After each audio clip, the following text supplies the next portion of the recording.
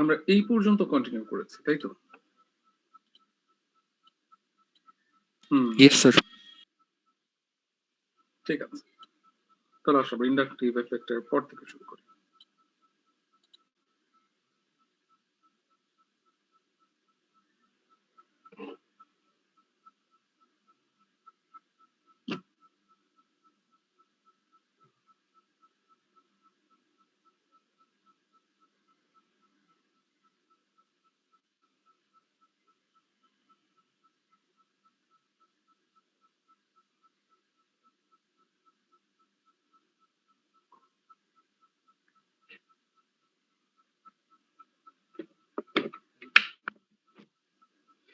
তাহলে স্যার আমরা গত দিনের পরের টপিক থেকে শুরু করি।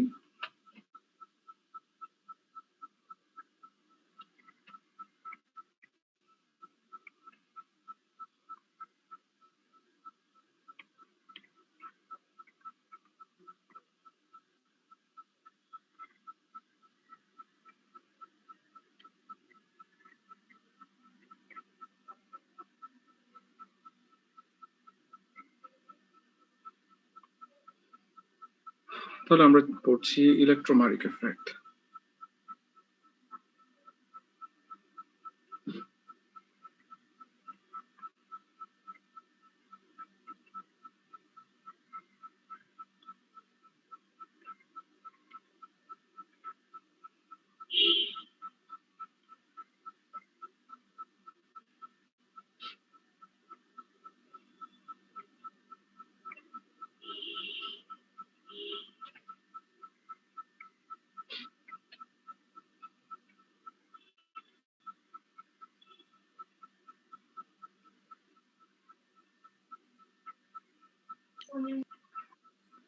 তাহলে এখানে হচ্ছে আমাদের ইলেকট্রোফাইল অথবা অ্যাটাকিং গ্রুপ, ইলেকট্রোফাইল বা অ্যাটাকিং গ্রুপের প্রভাবে, ইনফ্লুয়েন্সে আমাদের যে পাই বন্ডের যে ইলেকট্রন আছে, সেই পাই বন্ডের ইলেকট্রনটা হচ্ছে শিফট হয়ে গেছে, ট্রান্সফার হয়ে গেছে, যে কারণে কোনো একটা কার্বন, এটা র্যান্ডমলি কোনো একটা কার্বন মাইনাস আয়নে পরিণত হয়েছে, আরেকটা অন্য আয়ন, সেটা হচ্ছে অন্য কার্বনটা প্লাস আয়নে পরিণত হয়েছে।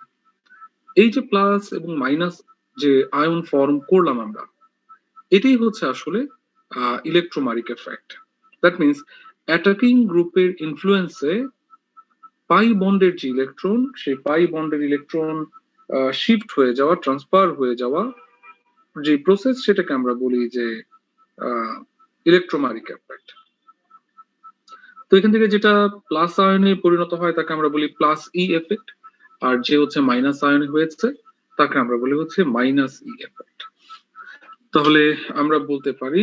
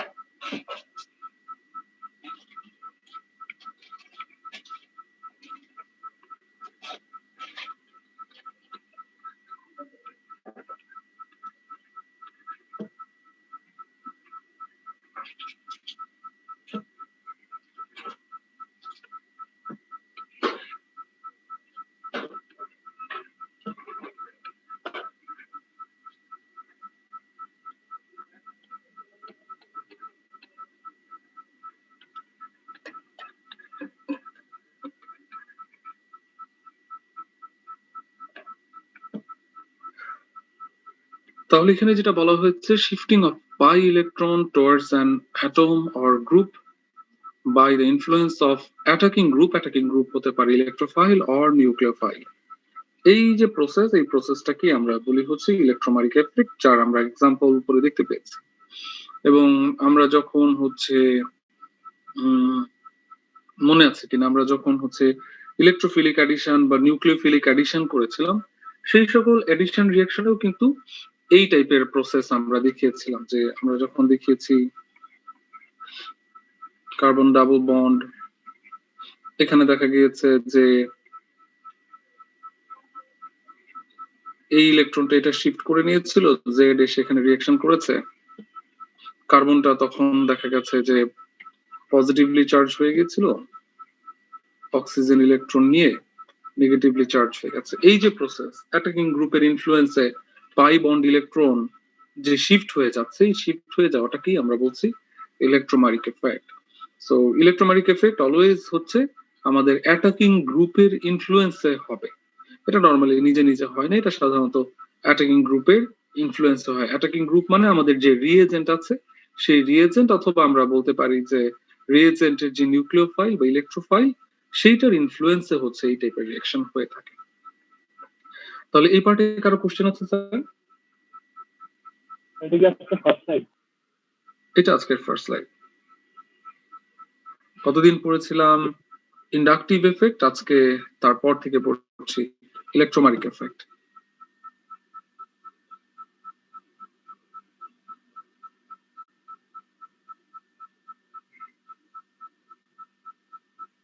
হয়ে গেছে sir?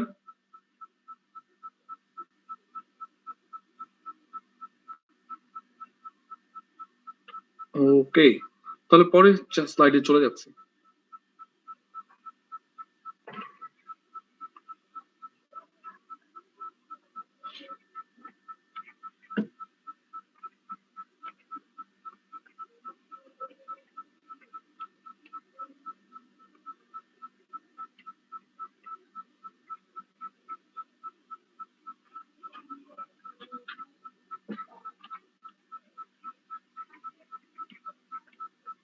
Thirdly, mesomeric effect or resonance effect.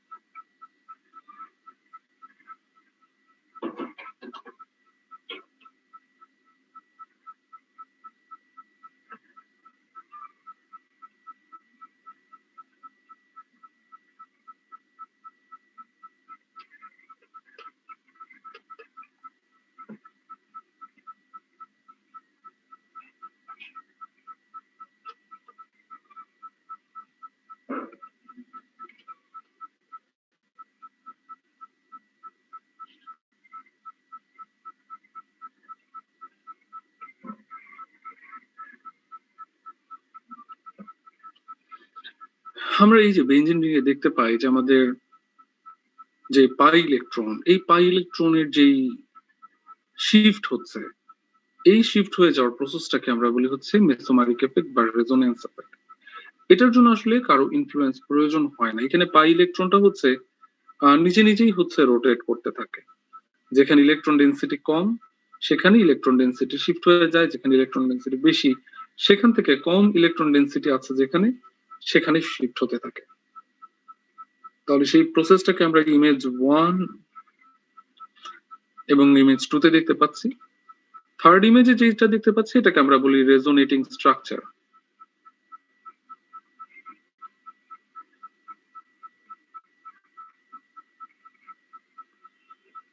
Third ইমেজটা হচ্ছে আমাদের রেজোনেটিং স্ট্রাকচার। দ্যাট মিনস এই দুইটা ইমেজকে কম্বাইন করলে আসলে আমরা এই স্ট্রাকচারটা পেয়ে থাকি। এন্ড মোস্টলি আমরা হচ্ছে বেনজিনকে যখন রিপ্রেজেন্ট করি, বেনজিনটাকে আমরা এই রেজোনেটিং স্ট্রাকচার দিয়ে হচ্ছে রিপ্রেজেন্ট করে থাকি। তাহলে এরকম আরো একটা কম্পাউন্ডকে আমরা এখানে দেখাতে পারবো। সাপোজ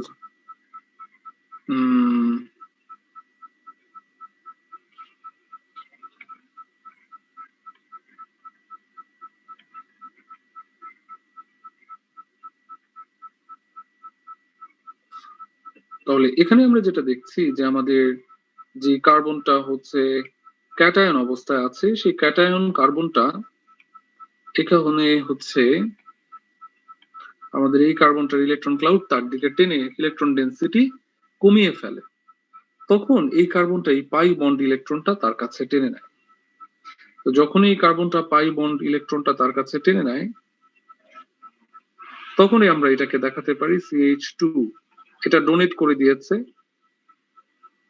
CH সেই ইলেকট্রন নিয়ে নেগেটিভ হয়ে গেছে এবং এখানে আছে আবার একটা CH2।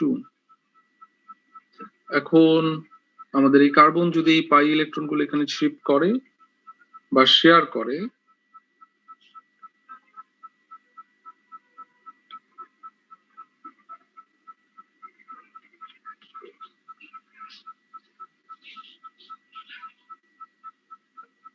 এই হচ্ছে অবস্থা। তাহলে এখানে আমরা খেয়াল করি যে এখানে যে রেজোনেন্স হচ্ছে, আমাদের একটা সাইডে ইলেকট্রন ডেন্সিটি হাই, অন্য সাইডে ইলেকট্রন ডেন্সিটি লো। তাই যে পার্টে ইলেকট্রন ডেন্সিটি লো সে কি করেছে, কিছুটা ইলেকট্রন ডেন্সিটি ইনক্রিজ করার চেষ্টা করেছে, ডাবল বন্ড ফর্ম করেছে। বা ডাবল বন্ড ফর্ম করতে গিয়ে আমরা যেটা দেখতে পাই যে আমরা কোনো একটা কার্বনের ইলেকট্রন ডেন্সিটি ইনক্রিজ করার সাথে সাথে তার অল্টারনেট যে কার্বনটা আছে সেটার ইলেকট্রন ডেন্সিটি ডিক্রিজ করে যায়। যেমন এখানে আমরা দেখতে পাচ্ছি যে আমাদের এই কার্বনটার ইলেকট্রন ডেন্সিটি লো ছিল, পাই বন্ড শেয়ার করে আমি এই কার্বনের ইলেকট্রন ডেন্সিটি ইনক্রিজ করেছি, কিন্তু এই পার্টের ইলেকট্রন ডেন্সিটি বেড়েছে, তখন আদার পার্ট যেটা আছে সেটার আবার ইলেকট্রন ডেন্সিটি কমে গেছে।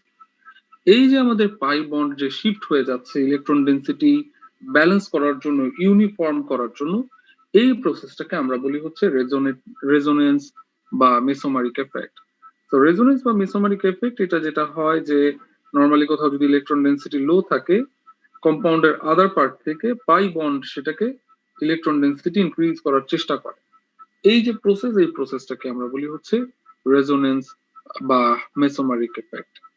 তাহলে রেজোনেন্স এফেক্ট আর মেসোমারি এফেক্ট প্রায় একই রকম, কিন্তু ডিফারেন্স যেটা হচ্ছে যখনই তুমি ইলেকট্রোমারিক এফেক্ট করছো, ইলেকট্রোমারিক এফেক্টের ক্ষেত্রে ইলেকট্রোফাইল বা নিউক্লিওফাইল অথবা আমরা বলতে পারি যে অ্যাটাকিং গ্রুপের একটা ইনফ্লুয়েন্সে আমাদের প্লাস মাইনাস আয়নটা ফর্ম হয়। আর যখন আমরা মেসোমারিক এফেক্ট বা রেজোনেন্স এফেক্ট বলছি, তখন দেখা যায় কোনো ইলেকট্রোফাইল বা নিউক্লিওফাইলের প্রেজেন্সের কোনো প্রয়োজন নাই। এখানে আমাদের কম্পাউন্ডের ক্ষেত্রেই দেখা যায় যে কম্পাউন্ডের কোনো একটা পার্টি ইলেকট্রন ডেন্সিটি বেশি, আদার পার্টি ইলেকট্রন ডেন্সিটি কম, সো দ্যাট ওইখানে ইলেকট্রন ডেন্সিটি ইউনিফর্ম করার জন্য আমাদের পাই বন্ডের ইলেকট্রনটা হচ্ছে শিফট হয়। এই শিফটটাকে আমরা বলি হচ্ছে রেজোনেন্স এফেক্ট বা মেসোমারিক এফেক্ট। দেখো তো স্যার, রেজোনেন্স এফেক্ট বা মেসোমারিক এফেক্টে কোনো কোশ্চেন আছে কিনা?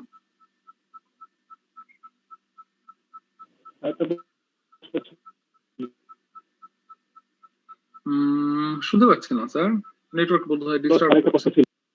হ্যাঁ বলো স্যার, শুনছি।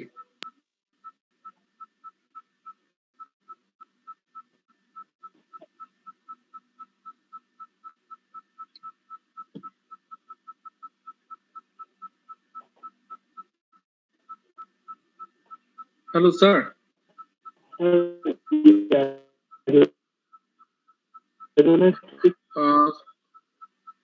নাফিজ স্যার, তুমি একটু লিখে দাও, কারণ আমরা মনে হয় তোমার নেটওয়ার্ক প্রবলেম হচ্ছে, আমরা শুনতে পাচ্ছি না। তুমি কাইন্ডলি স্যার একটু লিখে দাও।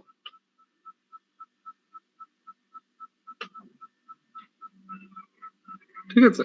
আচ্ছা, আমাদের বন্ধু আমাদের প্রশ্নটা করতে করতে আসো আমরা আমাদের যে আলোচনা আছে আলোচনায় চলে যাই। তাহলে আমরা গতদিন থেকে যদি আজকে পর্যন্ত একটুখানি রিভিশন করে আসি, কারণ এর পরের টপিকে আমাদের সেই রিভিশনটা লাগবে। গতদিন আমরা ইন্ডাকটিভ এফেক্ট করেছিলাম। ইন্ডাকটিভ এফেক্ট হচ্ছে shifting of sigma electrons towards the more electronegative atom or group. তাহলে ইন্ডাকটিভ এফেক্টের ক্ষেত্রে আমরা দেখব শিফটিং অফ সিগমা ইলেকট্রনস, আর ইলেকট্রোম্যাগনেটিক এফেক্টে আমরা দেখব শিফটিং অফ পাই ইলেকট্রন। ঠিক আছে, ইলেকট্রোম্যাগনেটিক এফেক্টের ক্ষেত্রে আমরা পাবো shifting of pi electron towards the atom or group by the influence of attacking group, that means nucleophile or electrophile। এখানে nucleophile বা electrophile এর প্রেজেন্স লাগবে। আর ফাইনালি এটা হচ্ছে pi electron toward less electron denser area from the more electron denser area। এখানেও আমাদের পাই বন্ডের electron বা পাই ইলেকট্রন আমরা শিফট করব যে জায়গাতে ইলেকট্রন ডেনসিটি কম আছে সেইখানে। কোত্থেকে? যেখানে ইলেকট্রন ডেনসিটি বেশি আছে। তাহলে ইলেকট্রন ডেনসিটি বেশি থেকে ইলেকট্রন ডেনসিটি কম আছে এরকম কোন একটা রিজনে ইলেকট্রন বা পাই ইলেকট্রন শিফটের যে প্রসেস সেটাকে আমরা বলি, সেটা হচ্ছে মেসোমারিক এফেক্ট বা রেজোন্যান্স এফেক্ট। আচ্ছা, আমাদের বন্ধুর কোশ্চেন হচ্ছে, is resonance effect applicable for both aromatic and unsaturated aliphatic compounds? Yes sir, resonance effect বা mesomeric effect এটা aromatic aliphatic unsaturation থাকলেই চলবে।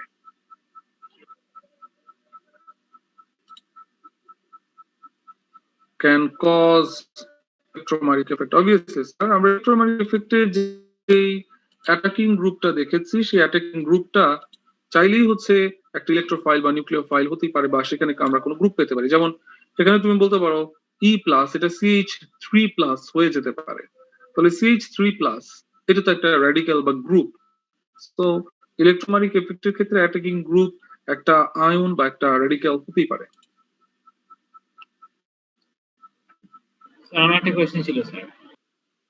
বলেন স্যার, শুনছি।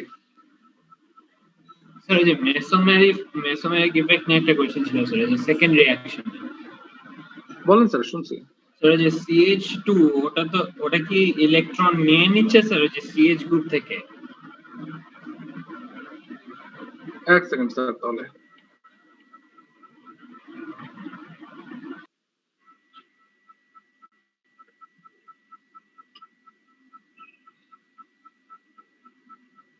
আনস্যাচুরেটেড ইথার কি মেসোমারিক এফেক্ট শো করতে পারি কিনা, এটা আসলে স্যার কম্পাউন্ড না দেখে বলার কোনো উপায় নাই। আমরা একটা কম্পাউন্ড দেখে তারপর বলতে হবে যে হ্যাঁ এখানে মেসোমারিক এফেক্ট আছে কি না। এখানে আমরা লিখেছি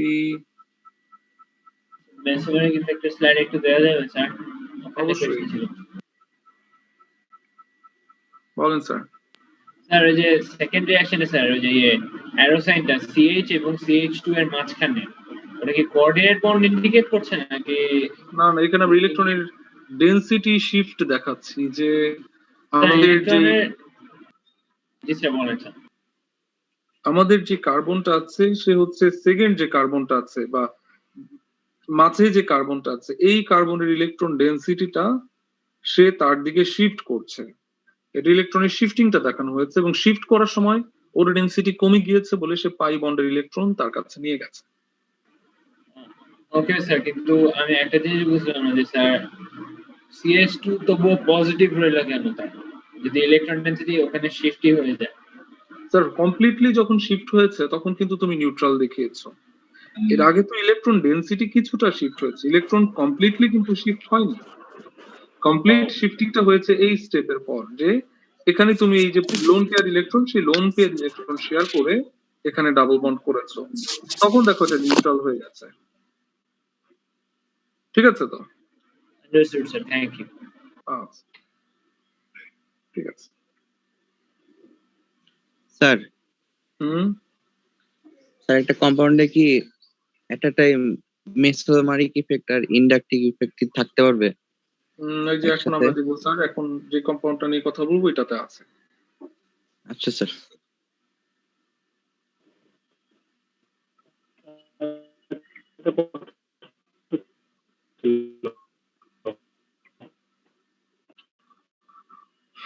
নাফিজের বোধহয় স্যার নেটওয়ার্কটা ডিস্টার্ব করছে, আমরা শুনতে পাচ্ছি না।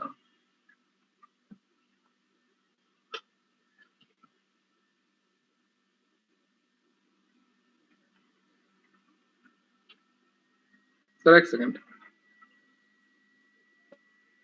রেডিক্যাল কি ইলেকট্রোম্যাগনেটিক ইফেক্ট করতে পারে স্যার? মানে স্যার এই আগে ইলেকট্রোম্যাগনেটিক ইফেক্টের ক্ষেত্রে কি রেডিক্যাল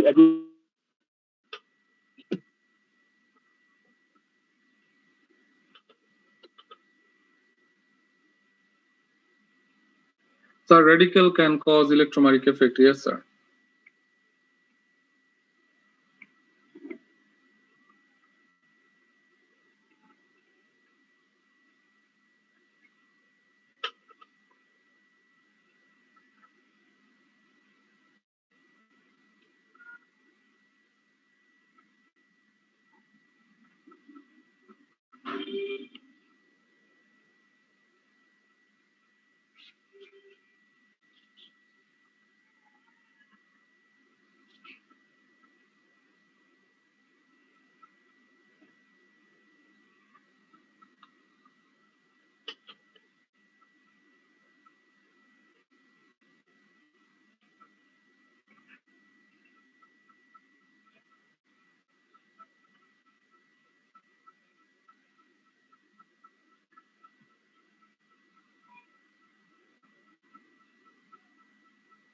হয়ে গেছে স্যার লেখা?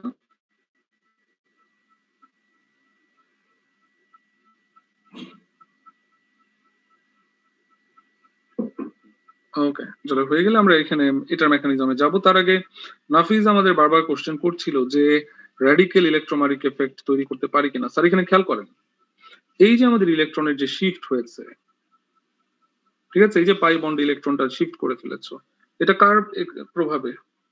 এই অ্যালকাইল কার্বোক্যাটায়নের প্রভাবে। তাহলে এটাও তো অনেকটা র্যাডিক্যালের মতোই। সো দ্যাট এটার ইনফ্লুয়েন্স, এই যে তুমি পাই বন্ডটা শিফট করেছো, এটাই কিন্তু হচ্ছে ইলেকট্রোম্যাগনেটিক এফেক্ট। সো রেডিক্যাল চাইলেই ইলেকট্রোম্যাগনেটিক এফেক্ট করতে পারবে।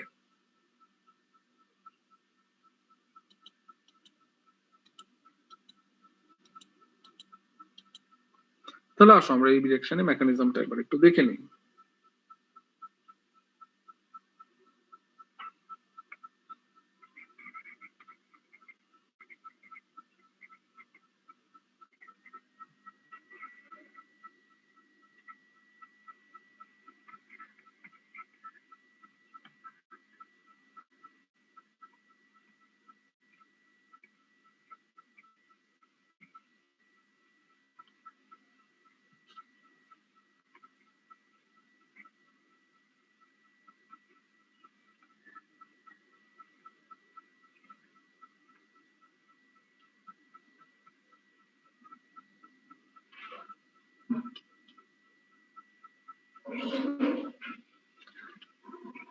তাহলে স্যার নেক্সট লাইন আমরা নেক্সট স্লাইডে লিখব।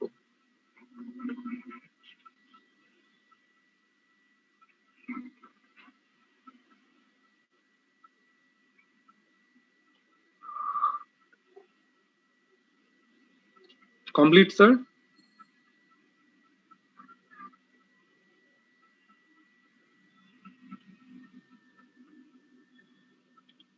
ওকে, তাহলে চলে যাচ্ছি নেক্সট পেজে।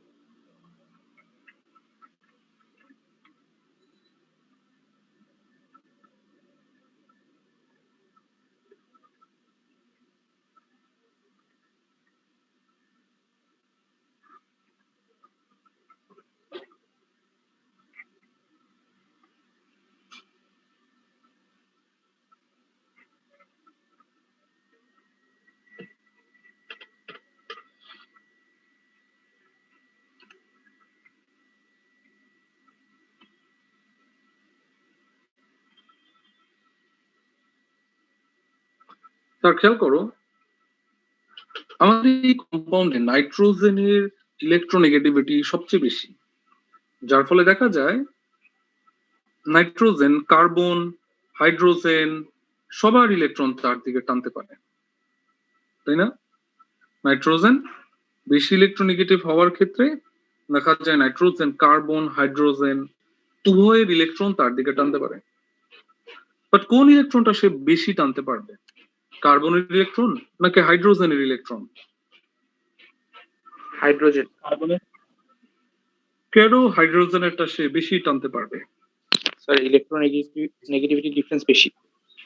এখানে ইলেকট্রোনেগেটিভিটি ডিফারেন্স বেশি, অথবা আমরা বলতে পারবো যে এখানে হাইড্রোজেনের ইলেকট্রোনেগেটিভিটি কার্বন থেকে কম, তাই নাইট্রোজেন হাইড্রোজেনের কাছ থেকেই ইলেকট্রনটাকে নিজের দিকে নেওয়াটাকে বেশি প্রেফার করে।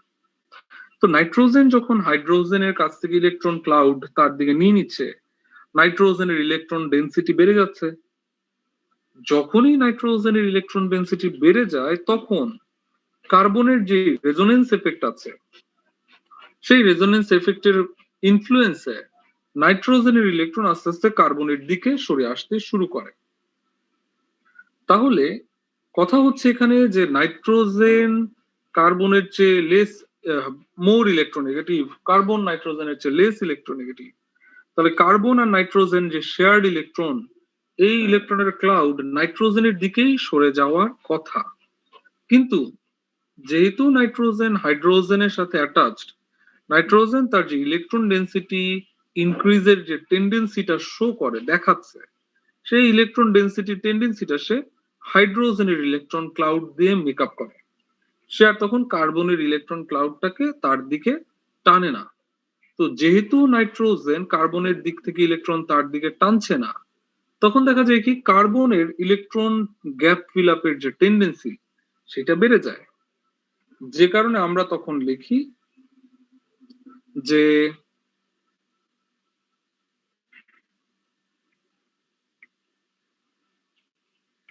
নিচে লিখতে পারি যে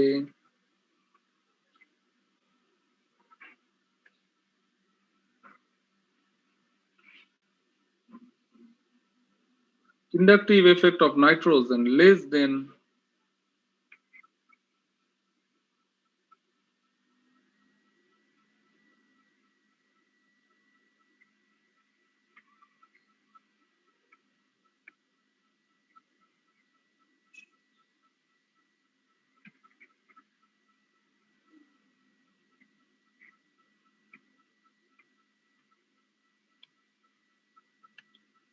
ঠিক আছে। তাহলে যেহেতু এখানে কার্বনের রেজোনেন্স এফেক্ট বেশি, তাই কার্বন তখন কি করে, এই যে পাই বন্ড ইলেকট্রন সেটা সে তার দিকে টানতে থাকে। তো কার্বন যে ইলেকট্রন ক্লাউড নিয়ে যাবে, এটার কিন্তু আসলে কার্বনের সুযোগটা নাই। কেন নাই? কারণ তুমি খেয়াল করে দেখো, এই কার্বনটা, যে কার্বনটা নাইট্রোজেনের সাথে অ্যাটাচড, এই কার্বনের অলরেডি অক্টেট ফিল্ড আপ। তো যেহেতু তার অক্টেট আগে থেকেই ফিল অবস্থায় আছে, সেই কারণে চাইলেও কিন্তু সে নাইট্রোজেনের ইলেকট্রনের ক্লাউড খুব একটা তার দিকে দিতে পারে না। ঠিক আছে। তাই কার্বনটা কি করে, কার্বন হচ্ছে সেকেন্ড কার্বনকে তার ইলেকট্রন গুলো সে ডোনেট করে দেয়। এতে তখন কার্বনের ইলেকট্রন ক্লাউডের ডেন্সিটি কিছুটা ডিক্রিজ করে, কমে যায়, এবং সেইটাকে মেকআপ করার জন্য সে নাইট্রোজেনের ইলেকট্রন ক্লাউড তার দিকে টানতে থাকে। তাহলে কার্বন কি করলো, কার্বনের রেজোনেন্স এফেক্ট নাইট্রোজেনের ইন্ডাকটিভ এফেক্টের থেকে বেশি হওয়ায় কার্বন নাইট্রোজেনের ইলেকট্রন তার দিকে টানছে। কিন্তু কার্বনের তো অক্টেট ফিল্ড আপ অবস্থায় আছে, যে কারণে কার্বন খুব এফেক্টিভলি এই কাজটা করতে পারে না। যে কারণে কার্বন হচ্ছে তার ইলেকট্রন ক্লাউড পাশের যে কার্বন আছে সেই কার্বনকে শিফট করে দেয়, এবং পাশের ইলেকট্রন ক্লাউডটা যখন সে শিফট করে দেয়, তখন সে নিজে হচ্ছে পজিটিভলি চার্জ কার্বনে পরিণত হয়, এন্ড দেন তখন সে খুব সহজেই নাইট্রোজেনের ইলেকট্রন ক্লাউড তার দিকে টেনে নিতে পারে। আসো আমরা ইমেজটা আঁকি, ইমেজটা আঁকলে বরং ব্যাপারটা আর একটু ইজি হবে।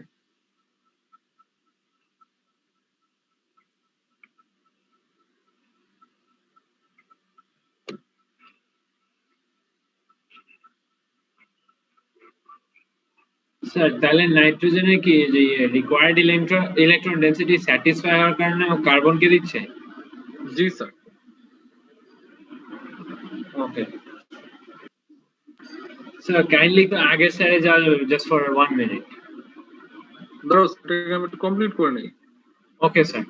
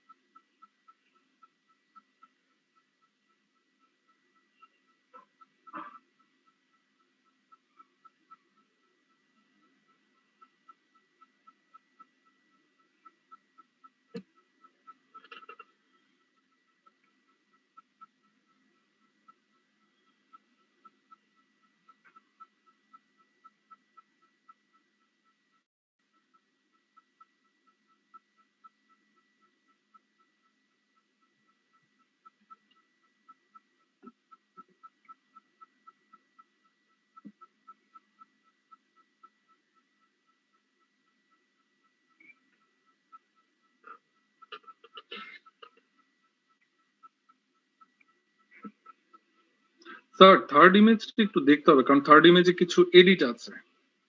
এডিটটা আমরা দেখে তারপর থার্ড ইমেজটাকে আঁকি, আগেই না আঁকি।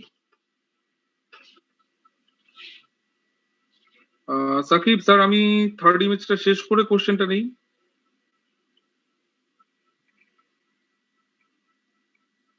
তবে স্যার থার্ড ইমেজটা একটু খেয়াল করো। মনে করো আমাদের নাইট্রোজেন, তার যে লোন পেয়ার ইলেকট্রন আছে, সে একটা ইলেকট্রন সে কার্বনকে ডোনেট করে দিল, তখন কার্বনটা হয়ে গেল হচ্ছে এরকম। আর যেহেতু সে একটা ইলেকট্রন ডোনেট করে দিয়েছে, আমাদের নাইট্রোজেনের ইলেকট্রন ক্লাউড ডেন্সিটিতে কিছুটা গ্যাপ তৈরি হয়েছে, তখন নাইট্রোজেন হচ্ছে পজিটিভলি চার্জড নাইট্রোজেন পরিণত হয়েছে। আর যে কার্বনটা পজিটিভলি চার্জ ছিল, সে হচ্ছে একটা ইলেকট্রন রিসিভ করেছে বলে তার যে ইলেকট্রন গ্যাপ ছিল বা ইলেকট্রন ডেন্সিটি কম ছিল, সে তখন হচ্ছে একটা ইলেকট্রন পেয়েছে। এখন নাইট্রোজেন আর কার্বন এদের মধ্যে ইলেকট্রন ক্লাউড একটা একটা করে ইলেকট্রন আছে।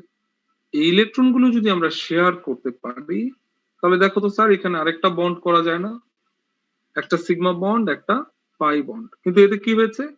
এতে আমাদের যে প্লাস চার্জটা ছিল, সেই প্লাস চার্জ কার্বন থেকে শিফট হয়ে গেছে নাইট্রোজেনের দিকে। তাহলে স্যার এই অংশটায় কোনো কোশ্চেন আছে কিনা?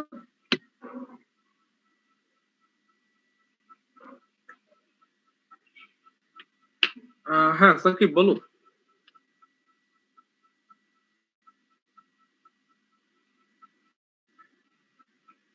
স্যার শুনছি।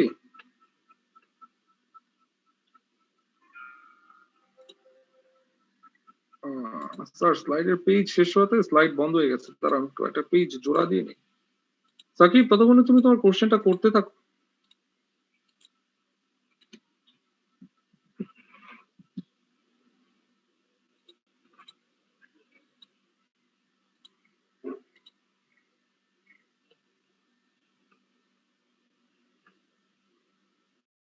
স্যার হ্যাঁ স্যার শুনছি। স্যার নাইট্রোজেন যখন লোন পেয়ার থেকে একটা ইলেকট্রন কার্বনকে দিয়ে দিল, তখন স্যার প্লাস মানে স্যার কার্বনটা প্লাস চার্জটা চলে গেল স্যার। দ্বিতীয় যে ইলেকট্রনটা লোন পেয়ারের স্যার, ওটা দিয়ে কি ডাবল বন্ডটা তৈরি করলো স্যার? এই জায়গাটা একটু আরেকবার বলা যাবে স্যার? এখন তো আর স্যার এই জায়গাটা ইরেজ করা যাবে না, আমি একটু পাশে দেখাই, ঠিক আছে? জি স্যার। জি স্যার।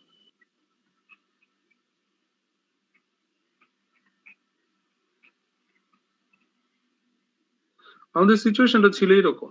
তো তুমি যদি একটা ইলেকট্রন, এটা আসলে জাস্ট আমরা এক্সপ্লেনেশনের জন্য দেখাচ্ছি যে মনে করো নাইট্রোজেনের একটা ইলেকট্রন তুমি কার্বনটাকে দিয়ে দিলাম, নাইট্রোজেন ডোনার, সেই কারণে সে হয়ে গেছে প্লাস, আর কার্বনটা একসেপ্ট করেছে, তাই কার্বনটাকে আমরা তখন দেখাচ্ছি সে হয়ে গেছে নিউট্রাল। এখন নাইট্রোজেনের একটা আনপেয়ার্ড ইলেকট্রন আছে, কার্বনের একটা আনপেয়ার্ড ইলেকট্রন আছে, এই দুটি ইলেকট্রন তুমি যদি শেয়ার করো তাহলেই তো পাই বন্ড হয়ে যাচ্ছে। এটাই হচ্ছে ডিকেজ।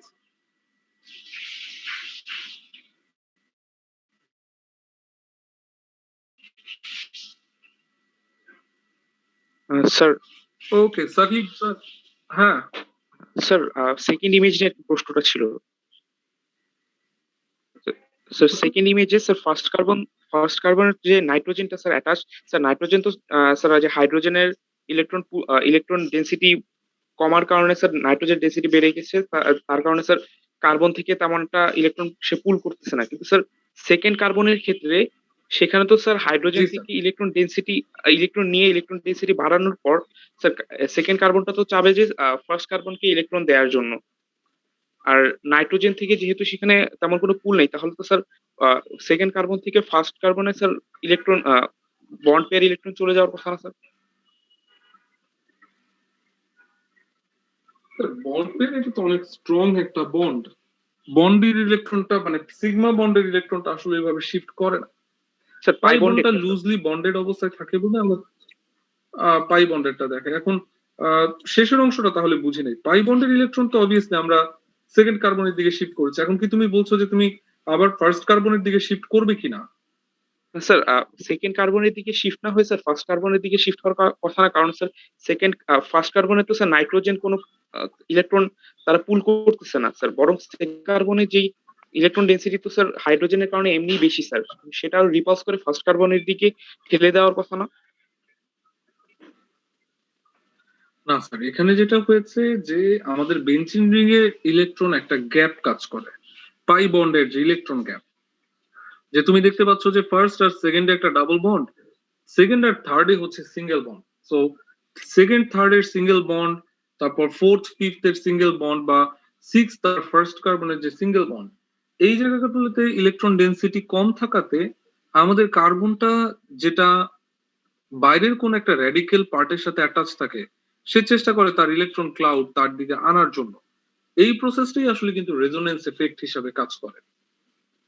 তো যখন কার্বন ওয়ান নাইট্রোজেনের ইলেকট্রন ক্লাউড তার দিকে টানছে, যেহেতু সে অক্টেট ফিল্ড আপ অবস্থায় আছে, তাই সে অত এফেক্টিভ ইলেকট্রন ক্লাউড তার দিকে নিতে পারে না। সো ওই এফেক্টিভনেসটা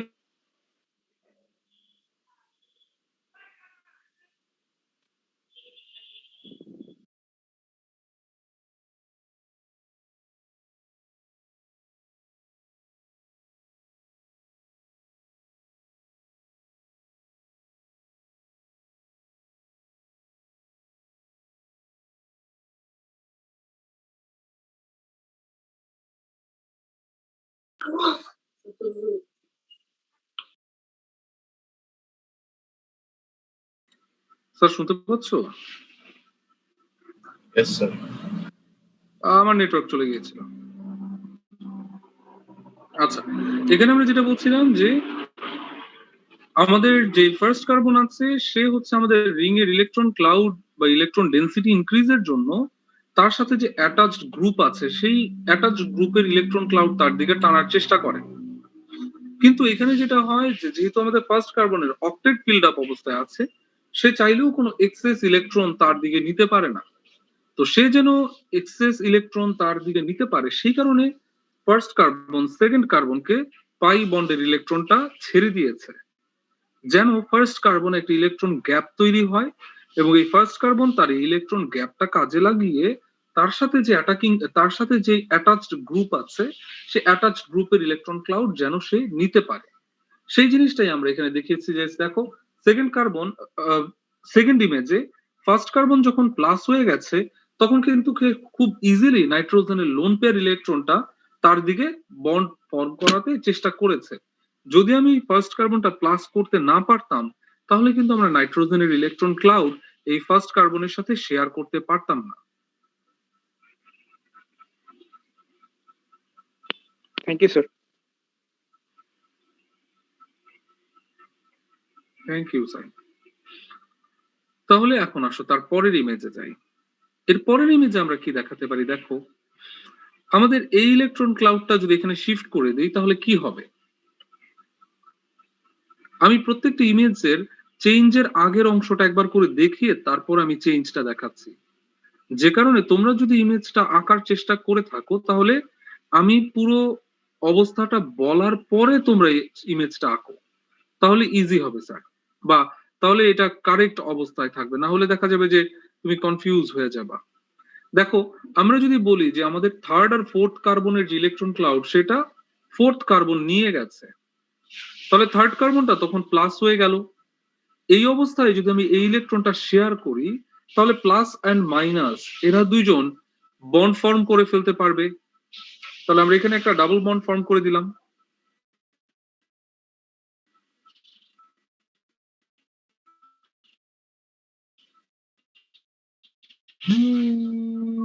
তা ঠিক আছে না? এখন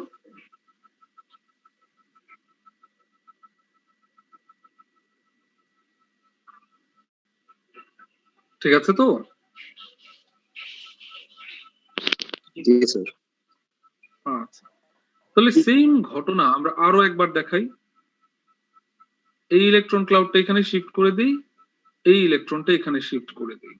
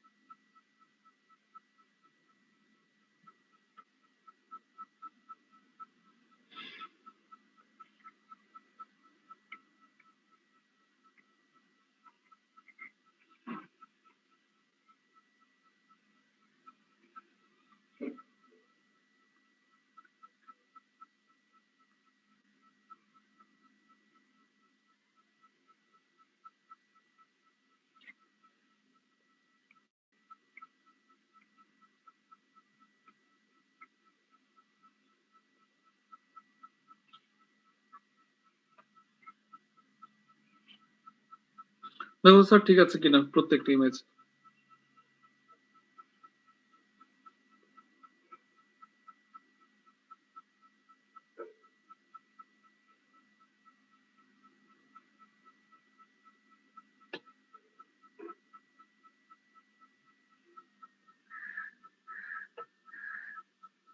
তাহলে এখানে আমরা যেটা দেখেছি যে আমাদের নাইট্রোজেনের লোন পেয়ার ইলেকট্রন শেয়ার করে আমরা আমাদের রিং এর মধ্যে একটা রেজোনেটিং স্ট্রাকচার তৈরি করেছি বা একটা রেজোনেন্স শো করেছি, এবং যেই রেজোনেন্স আমরা দেখতে পাচ্ছি যে আমাদের সেকেন্ড কার্বন, ফোর্থ কার্বন এবং sixth carbon, that means image number 3, image number 4, image number 5, এই তিনটা স্ট্রাকচারে যদি আমরা খেয়াল করি আমরা দেখতে পাই যে আমাদের সেকেন্ড কার্বন, ফোর্থ কার্বন এবং সিক্সথ কার্বন এরা নেগেটিভলি চার্জড কার্বনে পরিণত হয়, যে কারণে আমাদের যে সাবস্টিটিউশনটা সেই সাবস্টিটিউশনটাও সেকেন্ড কার্বন, ফোর্থ কার্বন এবং সিক্সথ কার্বনে হয়ে থাকে।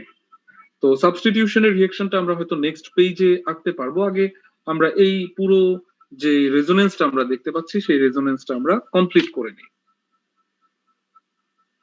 আচ্ছা, যদি এর মধ্যে আমাদের কারো কোনো কোশ্চেন থাকে আমরা স্যার কোশ্চেন করার সুযোগ আছে।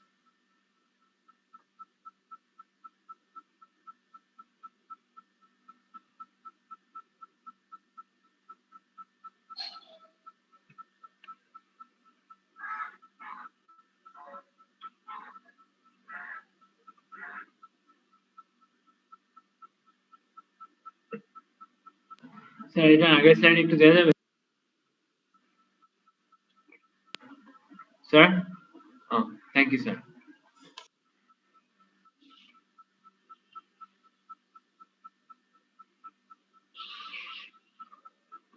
হয়েছে?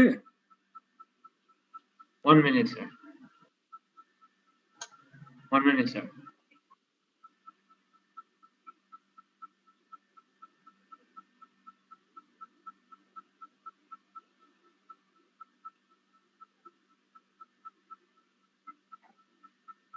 হয়ে গেল স্যার?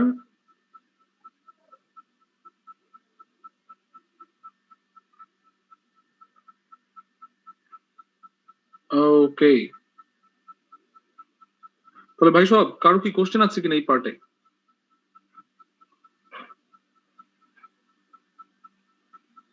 আচ্ছা, সবাই কমপ্লিট করতে পেরেছি? জি স্যার। ঠিক আছে, তাহলে দেখা যায় যে আমরা প্রায় তো একেবারে শেষ মিনিটে চলে এসেছি। আমরা তাহলে এর পরের ইমেজে আর না যাই, আমরা এর পরের যে স্ট্রাকচার বা ইমেজ আছে সেখানে দেখবো যে কেন সেকেন্ড কার্বন, সিক্সথ কার্বন বা ফোর্থ কার্বন এই তিনটা কার্বনের মধ্যে আমাদের সাবস্টিটিউশনটা হয়। ঠিক আছে, আমরা তো জাস্ট হচ্ছে আমাদের ইলেকট্রন ডেনসিটি কিভাবে সেকেন্ড, ফোর্থ আর সিক্সথ ইনক্রিজ করে সেটা দেখলাম, কিন্তু এই রেজোনেন্সের কারণে কেন আমাদের প্রোডাক্ট অর্থোপ্যারা প্রোডাক্ট হিসাবে কাজ করে আমরা সেটা হচ্ছে আগামী দিন দেখবো। ওকে, তার মানে আমাদের রেজোনেন্স কমপ্লিট হয়েছে, কিন্তু কেন আমাদের অ্যালকাইল সেকেন্ড এবং ফোর্থে অ্যাটাচ হয় সেই পার্টটা হচ্ছে আমরা নেক্সট দিন দেখব। আজকে এই পর্যন্ত থেমে যাচ্ছি স্যার। তাহলে তাহলে আমি আমাদের আজকের যে ইমেজ গুলো আছে আমি রিপিট করি। আজকে আমরা শুরু করেছি এই পেজ থেকে, যদি কেউ মিস করে থাকো আমরা স্ক্রিনশট দিতে পারবো এবং এই রিপিটেশনের পর আমরা লিভ নিয়ে নিতে পারবো। হ্যাঁ সাকিব বলো স্যার। স্যার সাবস্টিটিউশনের যেই স্লাইডটা ছিল স্যার প্রথমে একদম মেকানিজম শুরুর দিকে স্যার, ওই সাইডটা একটু দেখানো যাবে স্যার? ওখানে একটু প্রশ্ন ছিল। অবশ্যই, ঠিক আছে। এটা আজকে আমাদের দ্বিতীয় স্লাইড ছিল, আমরা মেসোমারিক বা রেজোনেন্স এফেক্ট নিয়ে কথা বলেছি। এটা ছিল সাবস্টিটিউশনের প্রথম স্লাইড বা আমাদের আজকে থার্ড স্লাইড। স্যার এখানে স্যার প্রশ্নটা হচ্ছে যে স্যার আমাদের যে একদম প্রথম যে রিঅ্যাকশনটা স্যার সেখানে আমরা 2:1 হিসেবে আমাদের আসার কথা না স্যার? দুইটা হচ্ছে অর্থ পজিশন আর একটা প্যারা পজিশন। হ্যাঁ স্যার, এখানে আসলে এটাও 2 করা উচিত। দাঁড়াও এখানেও 2 হবে স্যার।